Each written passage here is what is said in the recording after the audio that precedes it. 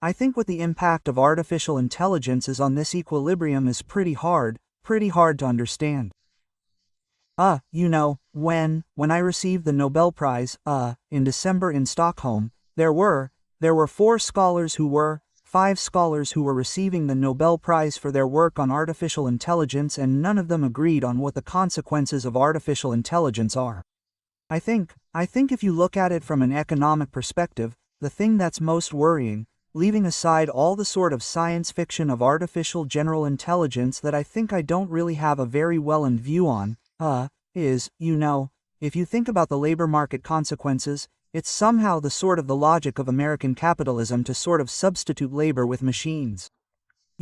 Like one thing that really puzzles me is this obsession with driverless vehicles. For example, like I've never seen an economic computation that sort of says, yeah, this is really where we want to focus innovation. This is the really kind of high social payoff, substituting truck drivers and Uber drivers and replacing them with but anyway, it's happening, so there's an enormous amount of replacement of labor, and in some sense, it's very similar to that dynamic that I showed you, like what has it created all these falling wages for low-educated workers in the United States exactly, outsourcing production to China or whatever, but a lot of it has to do with computerization of tasks and employment relations, and the fact that computers are much more complementary with highly skilled college-educated workers and substitution.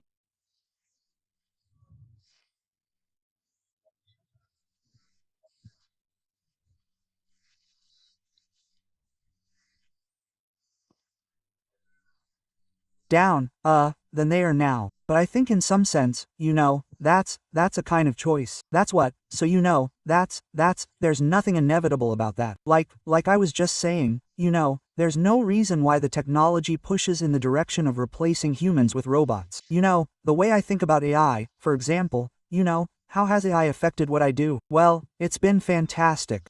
It's actually allowed me to start a couple of research projects that I've known for 10 years, but I haven't been able to implement them because it was just too much work, just impossible. I'd need a research team of 50 people to do that, but now you can do it with AI. I mean, it's absolutely extraordinary. So, for me it's fabulous. The way I think about it is, well, it's making me more productive. It's like that would have taken me a week to do now, and that would have took me a week, and now I can do it in half an hour. That's fabulous.